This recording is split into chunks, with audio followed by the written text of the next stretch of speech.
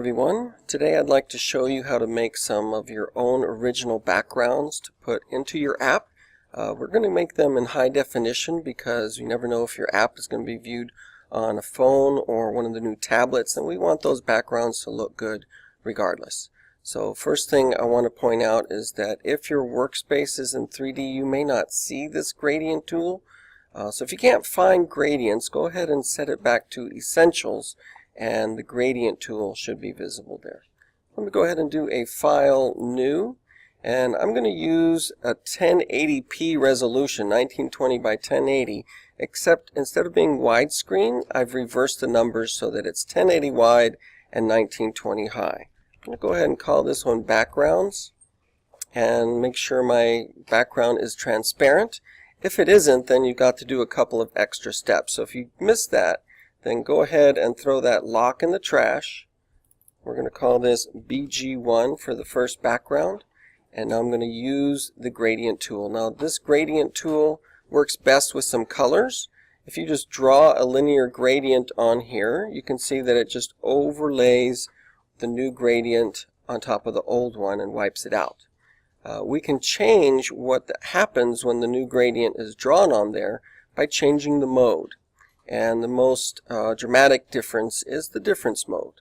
So if I start drawing random lines on top of this same one, you can see that it interacts with what was there before and gives you, within a few clicks, something totally unique. So this would be a nice black and white one. Let me go ahead and do one with color here. I'm just going to choose something that's got a number of different colors and draw on top of that one. So if you want to start fresh, you can do that simply by changing it to normal, draw your linear gradient, and then switch back to difference. And then you can start drawing some lines until you get something that you like. It's pretty easy to have something there that you like, and then the next thing you know, it's totally different.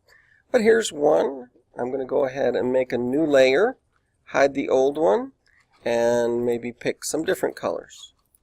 This time I'm also going to use the radial instead of the linear and start drawing some lines. If you are on the screen, you'll see the circle. If you're off the screen, you'll just get the edges of the circles. But again, very quickly have something very unique. And if you then change colors, you'll start getting even more. And then if you change it to diamond, we'll start getting some diamond shapes on there. So the idea here is to just create some random different backgrounds so that we have a number to choose from. So let's make 9 of those real quick. In this case, I want to continue with this one and see if I can do a little more. I'm going to call this one BG2, and then I'm going to duplicate this layer and call it BG3 and hide the one before it. So now I can continue with the diamonds and maybe fill it up with a bunch of diamond shapes, perhaps change the color to something else entirely, start getting some different wild colors in there, get all the different spots, and now I have something very different than I had a minute ago, even though that was my same starting point. Make a new one, BG4. So I say 9 of them because then everything's just 3 characters. Let's try the cone and pick something different, just a 2 color, and you're going to see that it goes back and forth between colorful and then not so colorful. If you don't like what you have there, simply go back to normal, pick something else, try again. There are some others here. If we do exclusion, you'll end up kind of fading it out, so that's not always.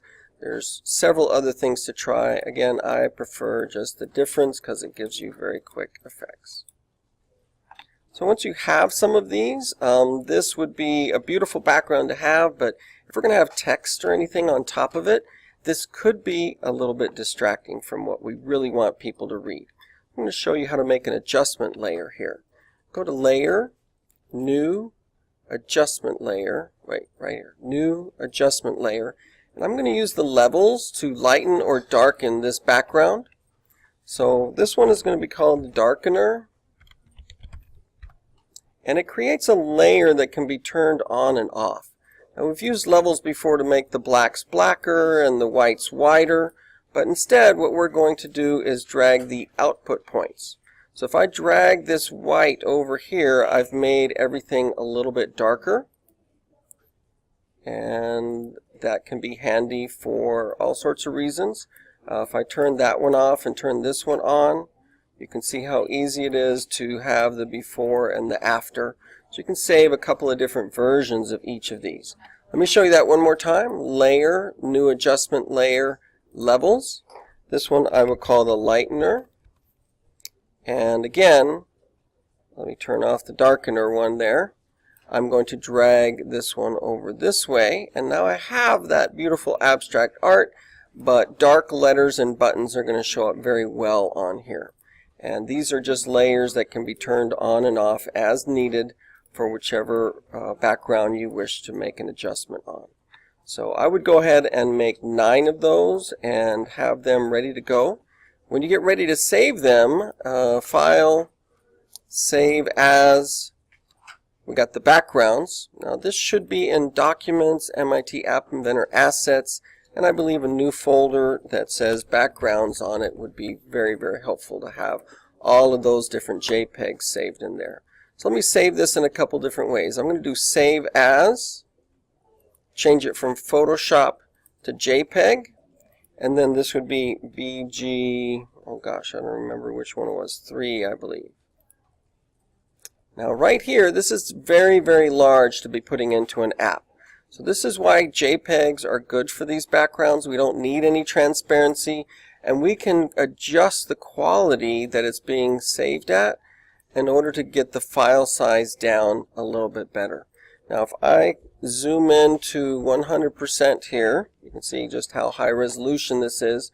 You can easily see that the compression is taking place, but it doesn't look that much different.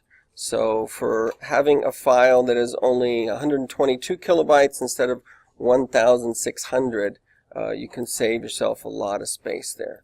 Let me go ahead and save that one, and no, that was BG2. Let me go ahead and go back to BG1. Let's say I want to save this one, but I want it to be very dark so that I can put some light buttons on there. Again, File, Save As, and this is going to be a JPEG. I'm going to call it BG1 Light, Dark. And now this particular one I can use to, and I can actually afford to bring it up a little bit in quality. We want it around 100 kilobytes, I think is a good spot for a background.